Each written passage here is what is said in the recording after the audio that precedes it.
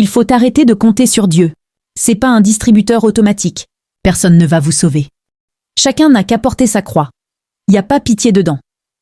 Si tu comprends ça, tu es sauvé. Écoute cette vidéo avec l'âme, pas avec l'ego. Vouloir réussir, c'est vouloir affronter des tempêtes. Pas une fois, pas deux fois, mais chaque jour. Everyday, c'est la jungle, soit tu manges, soit tu te fais manger, il n'y a pas de pitié dedans. Le monde n'a pas pitié des faibles, soit tu évolues, soit tu stagnes. Il n'y a pas de juste milieu. Renaître dans la tempête. La voie initiatique de la résilience spirituelle. L'âme qui aspire à s'élever doit traverser les ténèbres avant d'embrasser la lumière. Hermès Trismégiste. Vouloir triompher, c'est accepter de défier les ouragans. Pas une occasion, pas deux, mais chaque aube qui se lève. Crois-tu que parce que tu œuvres avec droiture, la récompense sera douce? Tu penses que parce que tu fais le bien, tu vas récolter du bien? Vous êtes dans le déni. Les gens croient que le bien attire le bien et le mal attire la malchance. Mais l'univers ne fonctionne pas comme ça. Il y a ni bon ni mal, il y a ni bien ni mauvaise. L'univers est neutre, l'univers fonctionne en termes de vibration. Il ne comprend aucune langue. Imagines-tu que ton cercle te célébrera parce que tu oses à transcender la médiocrité? Penses-tu qu'en peinant avec ardeur, les hommes te laisseront en paix? Détrompe-toi. Comme l'enseigne Rudolf Steiner. Plus l'être s'élève, plus les forces adverses se déchaînent. Plus tu progresses, plus tu froisses les ombres, plus tu montes, plus le vent souffle fort. Ce n'est pas une question de stratégie ni de marketing, c'est une question de profondeur. Plus tu irradies, plus tu deviens une proie. Et plus tu escalades, plus le rafale hurle contre toi. Ceci n'est point une querelle de tactique ou d'apparence, mais une épreuve d'essence divine. Tes racines tiendront-elles quand l'abîme grondera? Car agrandir, c'est provoquer les murmures. On te diffame, on conspire, on invoque ton effondrement, parfois même on t'assaille par les plans invisibles. Et ce n'est pas parce que tu es vertueux ou intègre que l'adversité t'épargnera. Ce n'est pas parce que tu ne convoites rien que nul ne cherchera ta chute. La vérité, c'est que tu dois mourir toi-même pour renaître plus fort. Tu dois subir l'humiliation pour pouvoir suer ton ego et être plus résilient. Vous qui jouez avec la spiritualité, faites très attention.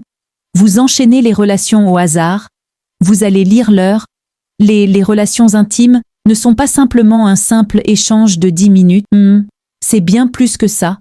On parlera de ça une autre fois. Beaucoup ont perdu tout leur patrimoine à cause d'un plaisir de 5 minutes. La loi hermétique est claire.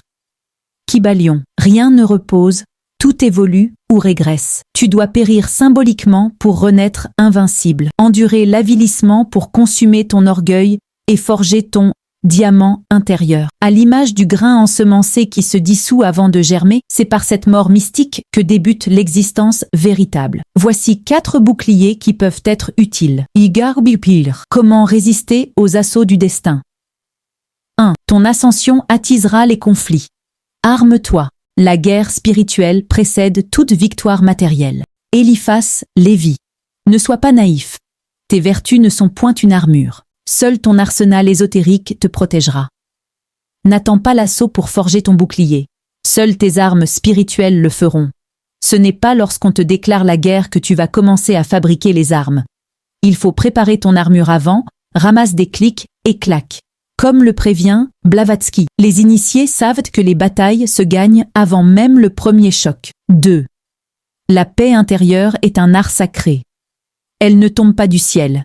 Elle se conquiert quotidiennement. Méditation, prière, rituel. C'est un jardin que tu cultives ou que tu perds. 3. L'ancrage, ton pilier, inébranlable. Sans lien à la source, l'âme est un feu follet emporté par le vent. Menli Pioli. Tu dois être ancré pour ne pas être emporté. Ancré dans ta culture, ancré dans tes traditions, ancré dans ta spiritualité, pour pouvoir être plus résilient. Et dans ce cas, la résilience n'est pas un seul mot. C'est une amour qui te protège. Enracine-toi dans ta lignée, tes rites, ta connexion au divin. La résilience n'est pas un concept, c'est une flamme qui te fait marcher quand ton sang coule encore des blessures d'hier. Épilogue, la tempête est ton initiation. Ce qui ne te brise pas te révèle à toi-même. Parole des anciens. Si tu veux toucher le ciel, creuse d'abord te fondations. Sinon, le premier cyclone t'emportera. Reste ferme, reste lumineux. C'est l'énergie qui te pousse à continuer. Même quand tout en toi te crie d'arrêter, tu continues. C'est ce qui te permet d'avancer, alors que tu saignes encore des coups précédents. Et ça commence par une routine spirituelle quotidienne. Si tu veux monter, creuse d'abord tes racines. Sinon, à la première tempête, tu tomberas. Reste fort, reste en paix. Le sage rit des tempêtes car il sait qu'elles sculptent son âme. Proverbe hermétique. Abonne-toi pour plonger plus loin dans les mystères de la maîtrise spirituelle. La prochaine vidéo révèle les 7 rituels nocturnes des adeptes pour transformer l'adversité en carburant.